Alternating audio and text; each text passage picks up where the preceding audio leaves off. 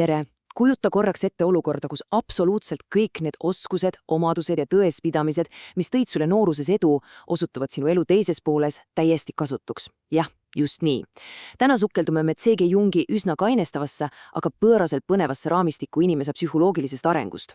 Me ju kõik teame enam-vähem, kuidas nooruses läbi lüüa, eks? Aga Jung viskab õhku tõeliselt provokatiivse mõtte. Mis saab siis, kui need vanad head tööriistad lihtsalt enam ei toimi?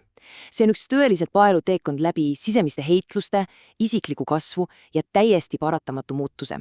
Nii et hakkame pihta. Aga oota, küsime kõigepealt ühe väga lihtsa, ent fundamentaalse küsimuse.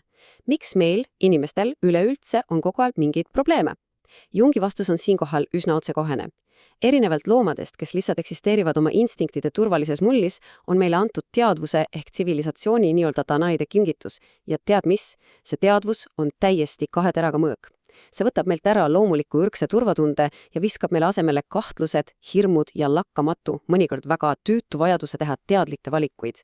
Me oleme looduse rüpest justkui välja rebitud ja ausalt öeldes sealt need kõik meie hädad alguse saavadki.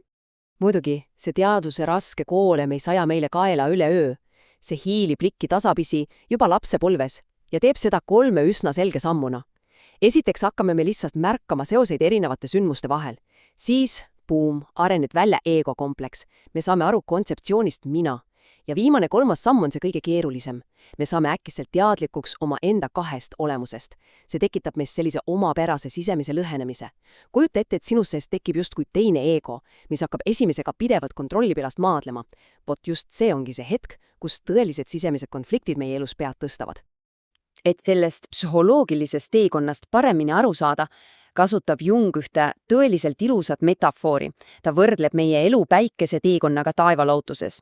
Nii, et alustame päris algusest. Eluhommik.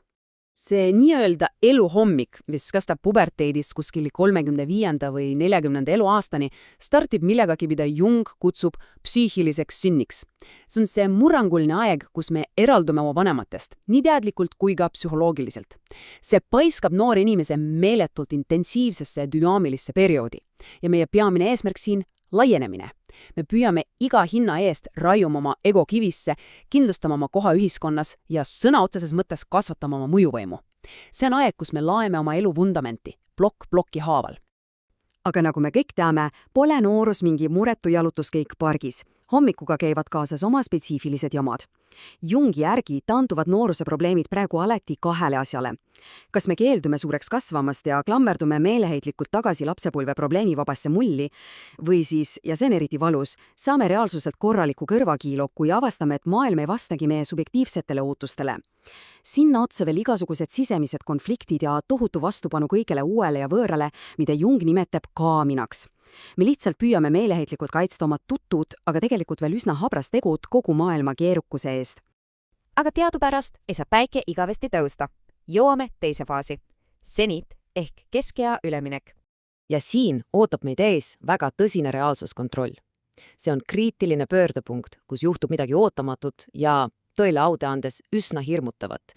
Need samad strateegiad ja ideaalid, mis meid nooruses edagi viisid, lakkavad järsku päevapealt töötamast. Jung toob siin välja ühe väga kõneka statistika. Depressiooni sagedus on 20. eluaastates ju pigem madal, 30. mõõdukas, aga siis vaata ette. 40 eluaasta paiku toimub meeletu hüppe ülespoole. Meestel kuskil 40 ümber, naistel tihti natuke varem. Ja see ei ole lihtsalt mingi suvaline tööstress. See on tugev signaal, et meie alateadus valmistub massiivseks psühholoogiliseks suunamuutuseks. Jung märgib, et peaaegu kõigil neil täiskasvanu ja neurootilistel häiretel on üks väga traagiline ühisnimetaja. Mis see siis on? Indiviid on klammerdunud oma minevikku. Inimene üritab justkui toore jõuga suruda oma nooruse ekspansiivset, väljapoole suunatud psühholoogiat, elufaasi, mis tegelikult karjub täiesti teistsuguse lähenemise järele. See on otse kui võimatu ja neurootiline missioon püüda hoida hommikust valgust vägisi kinni ajal, mil loomu poolest peaks juba vaikselt saabuma hämarus. Kogu selle kriisi olemuse võtab Jung kokku ühe geniaalselt lihtsa, aga torkava küsimusega. Kuule, kas kuskil on olemas ülikoole 40-aastastele? Mõtle korraks sellele. Meid treenitakse ja koolitatakse noorusest täiesti meeletu innuga, et me oskaksime ühiskonnas edukalt läbi lüüa. Aga kui me astume elu pärastpõlenasse, siis me oleme täielikus teadmatuses ja täiesti ettevalmistamata. Me eeldame nii naiivselt, et meie vanad tõed ja see nooruse saavutuste vajadus veavad meid võiduka lõpuni välja. See on paraku üks väga ohtlik illusioon. Mis toobki meid järgmise loogilise sammuni, 3. osa, elu pärastlõuna. Keskpäev on löönud ja algab laskumine. Nüüd peab päike hakkama oma kiiri tasapisi sissepoole tõmbama. Ja siin tulebki selle uue faasi olemus kõige teravamalt esile. Vaata, hommik nõudis meilt laienemist, edasipürgimist ja tugevalt maailma juurdumist. Jung nimetab seda faasi looduseks. Aga pärastlõuna, see meie elu teine pool, nõuab meilt hoopis kokkutõmbumist. Me peame pöörama pilgu sissepoole. See on aeg hakata arendama kultuuri ja leidma asjades sügavamat tähendust, selle asemel, et lihtsalt tuima näegu jätkata raha või staatuse kogumist. Pärastlõunad lihtsalt ei saa elada hommikuse programmi järgi. Kuula nüüd seda mõtet, see on kogu meie tänase ülevaate üks kõige jõulisemaid sõnumeid. Mis hommikul oli tõde, on õhtuks muutunud valeks. Kujutad pilti? See lööb asja ikka väga selgeks. Kui me raiume kangekäelselt nagu rauda, et hommikused reeglid peavad kehtima ka pärastlõunal, teeme me oma hingele midagi korvamatut. Meie sees on nüüd käivitunud vääramatu protsess, mis lihtsalt halastamatult sunnib meid tõmbama oma elu fookust koomale ja vaatama sügavale iseendasse. Nagu ütleb üks tabav prantsuse vanasõna, kui noorus teaks, kui vanadus suudaks.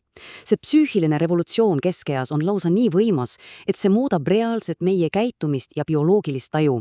Jung teeb siin lausa superhuvitava tähelepaneku. Vanemad mehed avastavad endas tihtipeale uue, leebema poole. Nad riiavad üles oma õrnemad tunded, samal ajal kui naised vastupidi avastavad endas sageli sellise unikaalse, terava ja lausa maskuliinse meelekindluse, mida seal varem justkui polnud. See on elav tõestus sellest, kuidas elu keskpäeval väärtused sõna otseses mõttes pöörduvad oma vastandiks. Ja nii me jõuamegi oma teekonna viimase faasini. 4. osa. Loojuv päike ehk eluõhtu. Eluõhtuse jõudes seisame me silmitsi ülima väljakutsega, vältimatu loojumisega, surmaga. Tänapäeva ühiskonnas me enamasti kas kardame seda või siis proovime meeleheitlikult ignoreerida. Aga Jung läheneb sellele täiesti pragmaatiliselt, puhtalt meditsiinilise ja psühhoterapeutilise nurga alt. Ta ütleb otse välja, et see on psüühiliselt täiesti ebatervislik või vanem inimene kardab surma ja tõmbub elu ees kõssi. Religioonide või filosoofiade pakutav nii-öelda maailmaülene eesmärk muutub meie psüühilise hügieeni jaoks absoluutselt hädavajalikuks. See annab meile väärikuse ja mõtteperioodil, kus füüsilise ja maise laienemise võimalused on oma lae ammu saavutanud. Olgem ausad, Jung ei räägi siin muidugi mingist teaduslikust faktist. Ta teab suurepärasest, et moodne teadus ei suuda tõestada surematust. Pigem on asi selles, et usk millessegi endast suuremasse, näiteks surmajärgsesse ellu, toimib kui ürgpilt. Need on sügavalt meisse sündinud iidsed sümbolid, mis moodustavad inimpsüühika vundamendi. Jung käsitleb neid ürgpilte täpselt nii, nagu need oleksid reaalsed psühholoogilised elundid. Ja kujuta ette, mis juhtub, kui sa oma elundeid ei toida. Just nimelt, süsteem jookseb kokku. Kui me ei suuda luua sisemist rahu elu lõplikkusega, läheb meie psüühiline ainevahetus lihtsalt rikki. Me sõna otseses mõttes vajame seda tähendust, et püsida terved. Mis toobki meid tänase kokkuvõtte absoluutse kulminatsioonini? Ma tahan jätta siin mõtisklema ühe väga sügava isikliku küsimuse üle. Kuidas astud sina vastu omaenda vältimatule laskumisele? Kas sa tassid oma kangekäelselt oma hommikusi juba täiesti kurnatud tööriistu, seda lõputut saavutust ja välise mõjuvõimu ihalust endaga otse eluõhtu pimedusesse? Või leiad sa endas julguse lasta lahti oma nooruslikust eegost ja lased isiklikul päikesel pöörata kiiret sissepoole, et avastada sügava kultuuriline eesmärk? See on valik, mis tõenäoliselt määrab ära kogu sinu elu teise poole tegeliku väärtuse. Suur tänu, et minuga koos nendesse mõtetesse sukeldusid ja kohtumiseni juba järgmistes ülevaadetes.